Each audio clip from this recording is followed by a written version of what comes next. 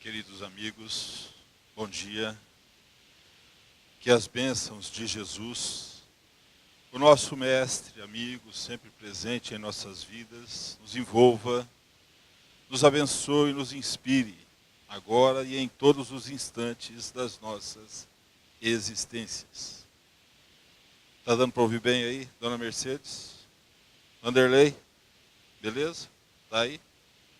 Tudo certinho? Então vamos lá, até a hora do almoço. É isso?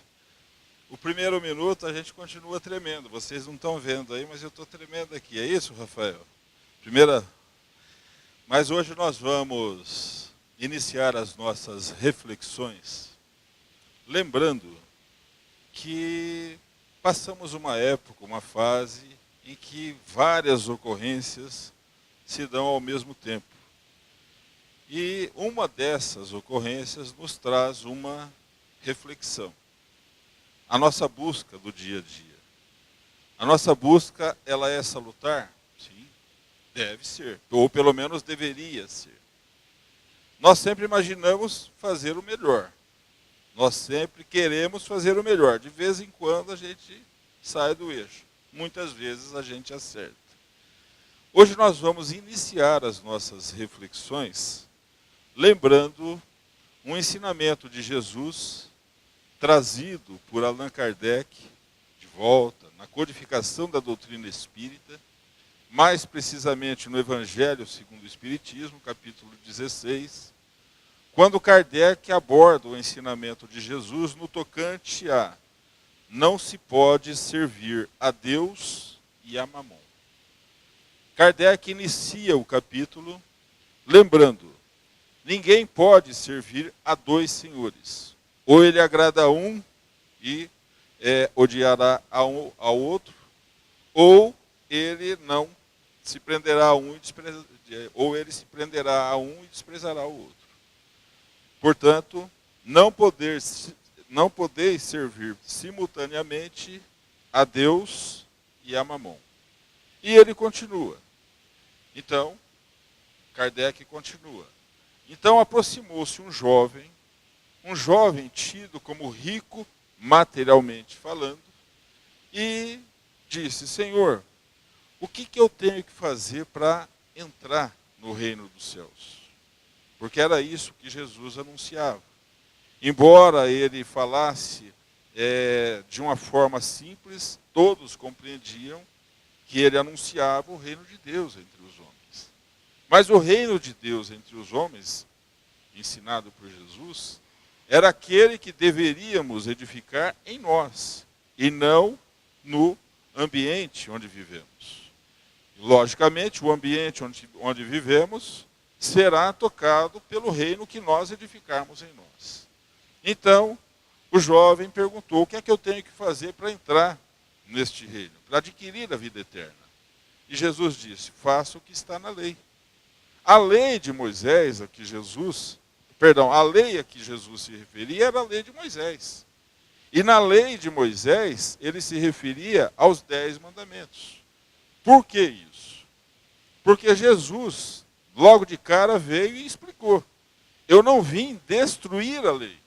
Eu vim aperfeiçoar, explicar e dar um novo sentido à lei. E hoje nós compreendemos isso. Então ele perguntou: o que é que está escrito na lei? Não matarás, não roubarás, honrarás pai e mãe, amarás ao teu próximo, disse o jovem. Pois bem, vai, faze isso e viverás.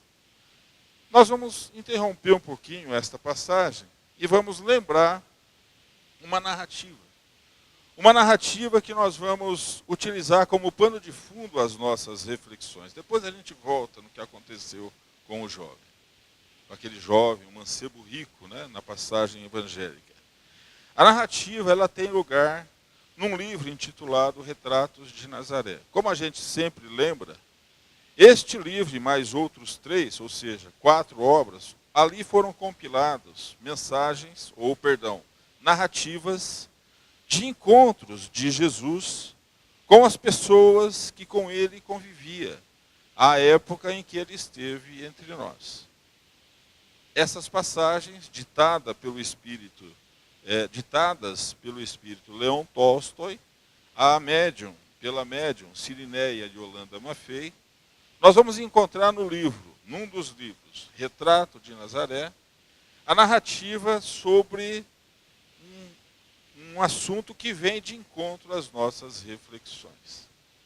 O assunto é intitulado Tesouros. Nós apropriamos mais ainda para as nossas reflexões como os verdadeiros tesouros da vida. E ali a narrativa tem lugar, contando a história de um jovem mercador. O seu nome foi, entre nós, Josué. Josué morava numa cidadezinha próspera, numa cidade distante de Jerusalém, mais próspera, e esse mercador, ele regularmente empreendia viagens de negócios. Ele comprava, vendia, recebia aquelas caravanas com encomendas, e aquelas encomendas já eram prontamente entregas, e ele fazia isso com uma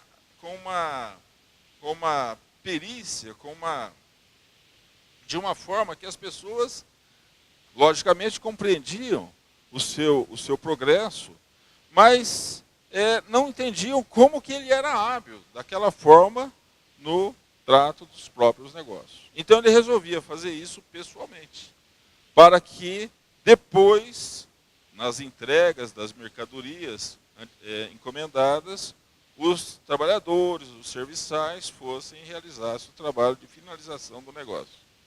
Numa dessas viagens, ele saiu da sua casa, montado no seu cavalo, era um cavalo de raça, um cavalo muito bem tratado, e ele ia indo. No meio da viagem, meio da cavalgada, em direção ao objetivo que ele buscava, a viagem poderia durar até 4 dias, ele se deixou empolgar um pouco por algumas ideias e se distraiu. E o cavalo foi tomando um caminho um pouco diferente. Serviria também para chegar onde ele tinha que ir, mas foi por um caminho diferente. E antes que ele se desse conta, eles estavam num caminho que ele conhecia, tinha uma hospedaria um pouco mais à frente, mas ele foi assaltado. Ele foi assaltado por um bando de ladrões, malfeitores, que o roubaram. E na queda, ele caiu do cavalo e na queda ele machucou a testa, machucou um corte fundo. Ele então desmaiou ali, perdeu os sentidos e não viu nem quem eram os assaltantes. Quando ele despertou, o sol já estava alto e ele se deu conta da gravidade daquele ferimento. Ele bateu numa pedra, pontiaguda, olhou para a pedra, olhou em volta, o sangue estava ali, aquele sangue escuro, aquelas marcas. Ele levantou meio atordoado, buscou uma sombra, porque o sol estava posto, estava bem alto. E aí ele se deu conta da gravidade do ocorrido. Ele ficou ali na sombra por algum tempo, mas à tarde ele conseguiu reunir forças e caminhou, porque ele sabia que mais à frente haveria uma hospedaria. Ele chega na hospedaria e, na hospedaria, ele logo de cara desperta a atenção de todos, porque o seu estado era lastimável. Ele estava com um corte profundo na testa, ele estava com as roupas manchadas de sangue e sujas, e ele era ali alguém que inspirava cuidados. De imediato, ele foi atendido pelos donos da estalagem, da hospedaria. As águas foram trazidas para que lavassem as feridas, foi dado uma geral ali, e ele ficou ali meio atordoado. Fizeram um curativo, passaram com faixas naquele curativo e lhe deram a alimentação, um caldo quente. A dona da hospedaria, o seu marido, trabalhavam ali, providenciaram para que ele fosse alimentado, porque notaram a fraqueza dele. Depois de tudo isso consumado, ele percebeu que tinha mais gente várias pessoas naquela hospedaria. Mas um grupo lhe chamou a atenção. Um grupo lhe chamou a atenção porque estava assim no canto, as pessoas desse grupo reunidas em volta de alguém. Alguém que irradiava uma simpatia sem igual. E aquele homem, tido como especial, ele falava sobre coisas que o Josué não conseguia entender, mas percebia que todos ali do seu grupo prestavam atenção. Ele dirigia aquele grupo. As suas vestes eram simples, mas irradiava simpatia, irradiava um bem-estar àquelas pessoas que ali estavam. Ele então se deixou encostar e agora, mais tranquilo, já um pouco alimentado, ele começou a sentir que o alimento lhe faria mal. Ele havia perdido muito sangue. E quando ele estava quase sentindo mal, quase a desfalecer, ele percebeu que aquele homem veio em sua direção e o tocou na fonte. Colocou a mão na sua testa, na sua cabeça. Ele conta que, de imediato, era como se tivesse colocado água corrente, fresca, de uma fonte cristalina, que lhe balsamizava aqueles ferimentos.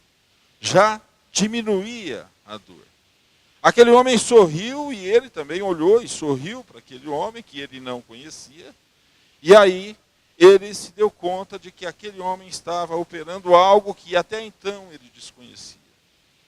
O homem tira as faixas e coloca a mão, comprime aquele ferimento, que era um ferimento grave, porque estava sangrando, era um corte fundo, estava ali, não tinha muito o que fazer.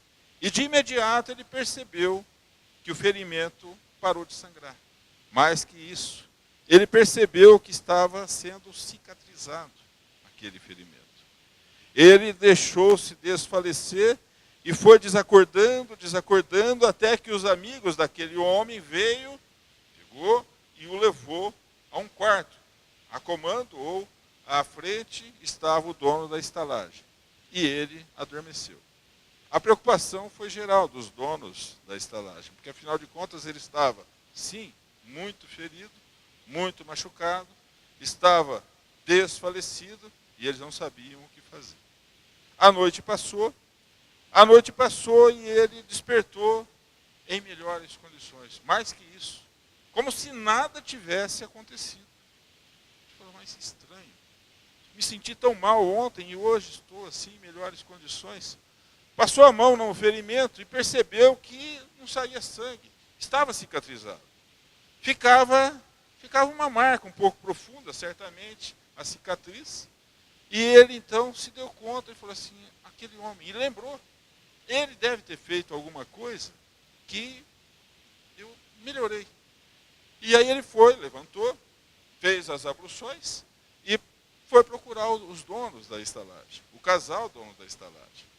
E eles falaram, não, eles saíram logo cedo. Mas vocês não conhecem? Não, nós não os conhecemos. Eles chegaram aqui antes do senhor, um pouquinho antes. São pessoas simples, são andarilhos, talvez. Nós não os conhecemos. Sabemos que são pessoas muito pobres, muito necessitadas. Não tinham dinheiro. Não tinham dinheiro para pernoitar. Eles buscaram apenas a alimentação. O alimento eles tinham. E eu percebi, disse a mulher, e eu percebi que eles tiraram as moedas, as poucas moedas que tinham, de uma bolsa bem surrada.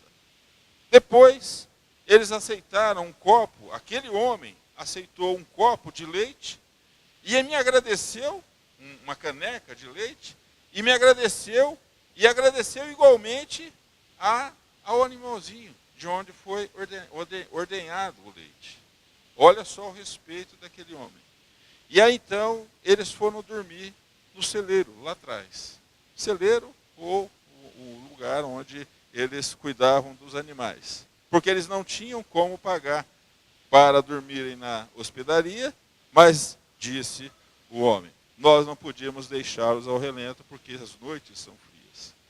Aquele jovem, Josué, ele melhorou e pediu para que providenciassem, se possível, um animal para que ele pudesse retornar à sua casa, à sua cidade. E assim ele fez. Como ele não tinha dinheiro, porque ele havia sido assaltado, ele deixou um anel, que os ladrões, por descuido, não levaram. E ele entregou aquele anel em pagamento à estalagem e ao animal que lhe foi franqueado, que lhe foi arrumado ali. E ele volta para a sua cidade. Volta para a sua cidade e continua a sua vida. Passaram-se alguns meses. Alguns meses transcorreram e diariamente ele lembrava daquele homem que ele não sabia quem era. Ele não conhecia, nunca tinha ouvido falar. Um dia, na praça, ele estava na cidade onde ele morava, onde ele tinha os seus negócios. Imaginamos na praça, mas imaginamos uma praça completamente diferente do que nós conhecemos hoje. Um lugar aberto. E aí ele viu alguém falando a uma multidão. Ele foi ali, aproximou-se e percebeu que era o homem que havia atendido às suas necessidades lá na hospedaria alguns meses antes. Ele parou e ficou ouvindo o que aquele homem dizia à multidão.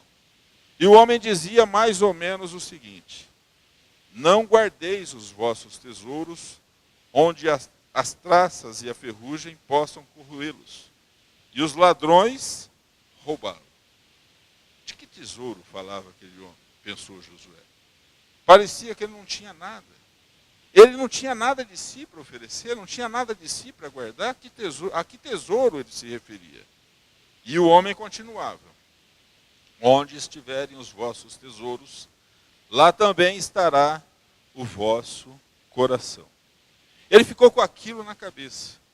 Continuou falando, continuou ouvindo. Jesus, ou aquele homem, continuou falando e ele continuou ouvindo.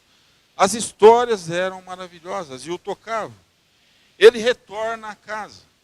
Retorna à casa e vai visitar a sua propriedade, porque ele morava numa herdade, imaginamos uma chácara, e ali ele entrou e foi percorrer as diversas atividades da chácara. E ele percebeu alguma coisa que ele nunca tinha prestado atenção antes. Ele foi abordado numa das casas, num dos lugares ali, um barracão, onde era a moradia dos escravos. Ele foi abordado por crianças. Crianças necessitadas, algumas enfermas, visivelmente doentes. E quem tomava conta dessas crianças era um senhor, já de idade, enfraquecido, aparentemente também doente, mas que ele não conhecia ninguém. Ele não conhecia nem as crianças, nem aquele homem, não conhecia nem aquela situação em que aquelas pessoas viviam. Aquele senhor de idade, aquele ancião, ele falou das necessidades das crianças. E ele não sabia quem era o Senhor. Ele não sabia que Josué era o seu patrão, era o dono de toda aquela situação. Ele falou assim: se possível, aquele senhor falou, se possível, peça mais alimento. Porque as crianças passam fome, passam necessidades. Muitas ficam enfermas e falecem antes de chegarem a determinados momentos, como animais que vivem o suficiente até as necessidades se fazerem presentes. Josué ficou sensibilizado, e muito embora ele não conhecesse aquela situação, ele de cara ele imaginou que isso não era justo. Ele nunca se deu conta disso. Ele volta para casa e a mesa está posta. Volta para a grande casa da propriedade, e a sede principal, e a mesa está posta. Uma mesa farta. E ele então pergunta para o serviçal que era encarregado da sua alimentação: o que é que você faz com esta comida que sobra? Ele falou, o homem já ficou meio preocupado, porque ele era meio austero, sério. O homem já falou assim: olha, nós nos alimentamos, os servos que produzem se alimentam, e o resto não é colocado para as crianças, nós jogamos aos animais. Porque o Senhor determinou que fosse dessa maneira. Determinou que assim fosse. Ele então ficou abismado. Isso não era o correto. Ele percorreu outras áreas. Ele percorreu outras áreas da sua propriedade e viu que a situação era a mesma. Nos dias seguintes, outras propriedades foram visitadas. E aí, ele se lembrou daquele estranho, mais uma vez. Ele se lembrou das suas palavras, das palavras do estranho. E aí, então, ele chama os que trabalhavam com ele para que buscassem informações de quem era e do que se tratava, o que aquele homem extraordinário falava. Ninguém o conhecia. Ninguém sabia quem era.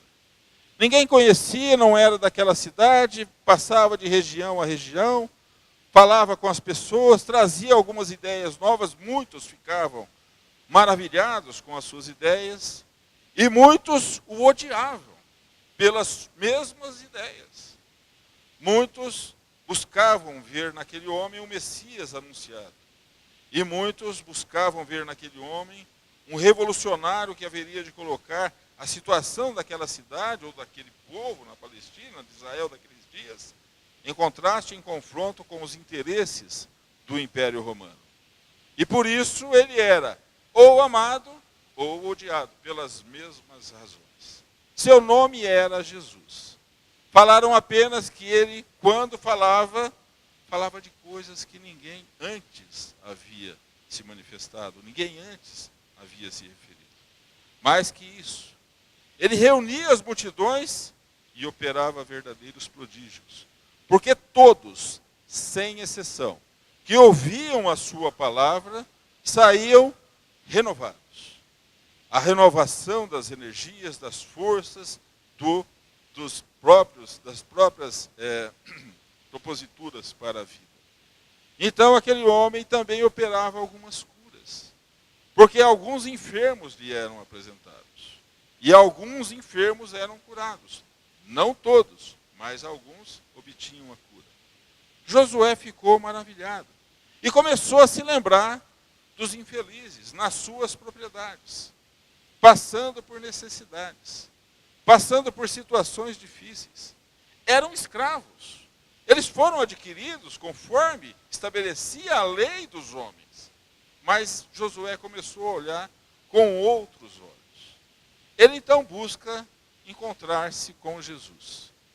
Buscou descobrir onde é que ele estava, onde é que Jesus estava, e foi ao seu encontro. Durante algumas semanas, Jesus visitou as suas propriedades. Esteve com ele. Orientou sobre o que ele poderia ou não fazer. Atendeu aos aflitos e aos enfermos das suas propriedades. Atendeu aos necessitados.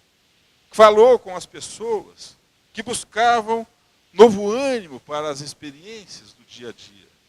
E aí então, Josué fala, mas, Senhor, como eu nunca tinha ouvido falar do Senhor? E aí então Jesus disse, Josué, quando chegou àquela hospedaria, você estava muito ferido. Se assim não fosse, você chegaria da mesma forma, só que não perceberia a nossa presença. A sua necessidade fez com que você se encontrasse conosco, porque se não fosse assim, você passaria, não daria bola, seríamos mais alguém. Mas, Senhor, tudo isso aconteceu? Sim, tudo isso aconteceu. Foram necessários os ladrões para te deixarem feridos, para que você abandonasse a posição em que estava, de conforto, e nos reencontrássemos, nos reconhecêssemos. Aí Josué se deu conta. Nos reconhecêssemos. O que é reconhecer? Reconhecer significa conheço e mais adiante reconheço. Não é assim? Vi o José na rua. Reconheci, porque eu já conheço o José. Vi a cada um dos irmãos que aqui estão na rua. Vi e reconheci, porque eu já conhecia. Então Josué começou a imaginar. Eu possivelmente já o conhecia. Sim, Jesus foi explicando tudo isso. A história continua. Nós não vamos continuar. Mais adiante, as situações levam a encontros, situações outras, O cavalo, que era de raça, foi recuperado em situações que a narrativa de Leon Tolstói nos leva a compreender e a concluir que nada acontece por acaso, mas nós temos umas considerações a fazer. Algumas pequenas considerações. Todos nós, sem exceção, temos os objetivos na nossa encarnação. E quando nós pensamos nessas considerações e nesses objetivos, nós vemos que passamos pelas provas, passamos pelas obrigações, pelas expiações, passamos pelas possibilidades de elevação, de aperfeiçoamento, e passamos por um daqueles objetivos sem exceção. Todos nós cumprirmos a nossa cota na obra da criação. Deus permite, quando falamos Deus, a lei divina permite que reencarnemos neste mundo para, de alguma forma, aprendermos, realizarmos, fazermos o nosso melhoramento, o nosso aperfeiçoamento, mas, sobretudo, para que façamos também a nossa parte no progresso do mundo, no progresso daqueles que conosco caminham. Logo, quando nós olhamos o mundo material, Jesus não recriminava os abastados materialmente falando. Por quê? Porque ele sabe que o progresso, para ser fomentado, necessita de recursos. Ele conhece a lei divina. E nós vivemos no mundo material com necessidades e realizações materiais. Mas que isso não seja o principal da nossa vida. Não nos iludamos. O principal da nossa vida não são as coisas materiais que nos tocam. Quando nós vamos olhar e estudar o Evangelho segundo o Espiritismo, ainda no capítulo 16, servir a Deus e a Mamon, nós vamos encontrar lá nas instruções dos Espíritos uma orientação do Espírito Pascal, quando ele fala da verdadeira propriedade. A verdadeira propriedade é aquela que nós podemos levar onde quer que estejamos. Nós podemos levar isso onde quer que estejamos? Nós podemos levar qualquer coisa palpável para onde estejamos? Não. Nós podemos levar onde quer que estejamos, encarnados ou desencarnados, somente aquilo que nós incorporamos em nós. Os verdadeiros valores da vida. Os verdadeiros tesouros da vida. É esta a recomendação de Pascal. O homem só possui de si, em plena propriedade, aquilo que lhe é dado levar deste mundo. As coisas palpáveis são empréstimos, vão ficar por aqui. Nós, certamente, vamos dar conta do empréstimo, do que fizemos com aquilo que nos foi confiado.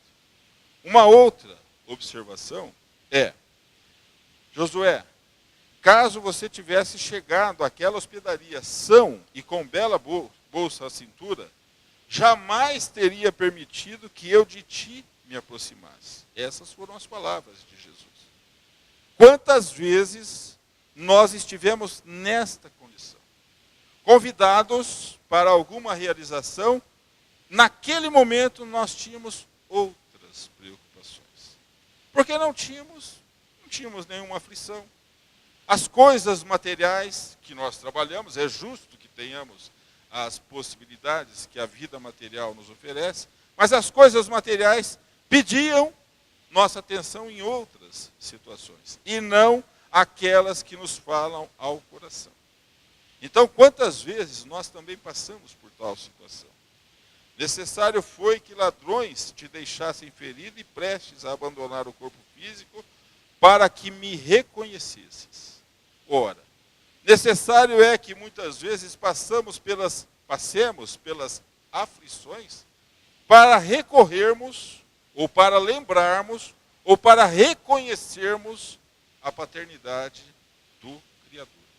Para com todos nós, sem exceção. E mais ainda, Criador também daqueles nossos irmãos que conosco caminham. Os que buscam e os que ainda não conhecem a lei divina. É possível que todos nós já tenhamos passado por situações em que, na hora da tranquilidade, nos esquecemos de fazer a prece. Alguém aqui faz isso ou não? Só eu e o Zé. Ótimo, Zé. Vamos abaixar a mão que ninguém está vendo. E quando a coisa está preta, o que acontece? Meu Deusinho, hoje vou deixar por sua conta. O senhor resolve. Não é assim, mas é assim que a gente fala. Ou não. Quem daqui faz isso? Fora o Zé e eu. Não é? É mais ou menos isso que acontece. Então nós, depende do momento da aflição, nós nos lembramos com mais ou com menos fervor da bondade, da misericórdia, do amparo divino. Quando falamos do amparo divino, Jesus, os mensageiros divinos, todos aqueles que trabalham ao nosso redor e em favor de todos nós. Nós nos lembramos de uma situação, quando estávamos revendo esse assunto, essas reflexões, Jesus, ele falava, ele elaborava algumas histórias. Lembra? São as parábolas. As parábolas não são acontecimentos que se davam e ele narrava o que acontecia. Não. As parábolas de Jesus são histórias elaboradas para exemplificar, para dar uma ideia do que nós podemos realizar no nosso dia a dia. Uma das mais belas parábolas do Evangelho é aquela que todos nós conhecemos. É a parábola do samaritano. Se nós olharmos esta passagem, narrada por Leão Tolstói, e nos lembrarmos da parábola do samaritano, o homem estava caído à margem do caminho, porque ele foi assaltado por malfeitores. Ele foi atendido numa hospedaria, numa estalagem. Nós vemos ali a vivência dessas histórias contadas por Jesus. Um convite à nossa reflexão para que vivenciamos aquilo que falamos, ensinamos no nosso dia a dia. Para começar as nossas conclusões, nós vamos lembrar, como sempre lembramos, aquela frase de Joana de Ângeles, que das pessoas que encontravam-se com Jesus, estavam frente a frente com o Mestre. Joana de Ângeles tem uma frase que resume tudo isso. Ela diz mais ou menos o seguinte: quem viu Jesus passar, apenas viu. Mas quem o encontrou, face a face, frente a frente, nunca mais foi o mesmo. Quando nós iniciamos as nossas reflexões, nós nos lembramos a colocação de Kardec, lembrando o ensinamento de Jesus, lá no capítulo 16, não servir a Deus e a Mamon. O jovem perguntou a Jesus como fazer para alcançar a vida eterna, o reino de Deus. E Jesus falou: segue a lei, faça tudo aquilo que está na lei. O jovem disse: mas tudo isso eu já faço. Tudo isso eu já faço e procuro observar a lei em todas as minhas ações. Então Jesus disse: pois bem, se você já faz isso, vai, vende tudo que tem, dá aos pobres e vem e segue-me. Quando Jesus disse: vai, vende tudo que tem, se disponha de tudo aquilo que você tem, o que Jesus estava falando? O que é que nós temos de nós? Coisas palpáveis? Não. Coisas, valores impalpáveis. Era isso que Jesus se referia. Mas aquele jovem, como nós, ainda sensíveis às coisas materiais, não compreendemos dessa maneira. E aquele jovem ficou entristecido. Afinal de contas, não dava para largar tudo, porque ele tinha muitas posses. Mas ainda, ele tinha um compromisso que era inadiável. Ele tinha um compromisso para daí uma semana, na cidade de Cesareia. Diz Amélia Rodrigues que ele tinha um compromisso de representar Israel nos jogos em Cesareia. E aí ele foi. Uma semana depois, porque aí a ideia dele era: eu vou lá, participo dos jogos e depois eu venho e vejo o que eu faço para acompanhar este homem extraordinário. Só que, nos jogos, ele sofreu um acidente e desencarnou. Ele desencarnou e quando ele desperta no plano espiritual, já visualizando o plano espiritual, ele se depara com Jesus, que vem acompanhá-lo. Agora, você vem e segue. Tenhamos isso em mente. Que o Mestre Jesus nos oriente sempre. Que tenhamos espaço para as realizações do plano espiritual, dos ensinamentos do Mestre em nossas vidas. Muita paz a todos.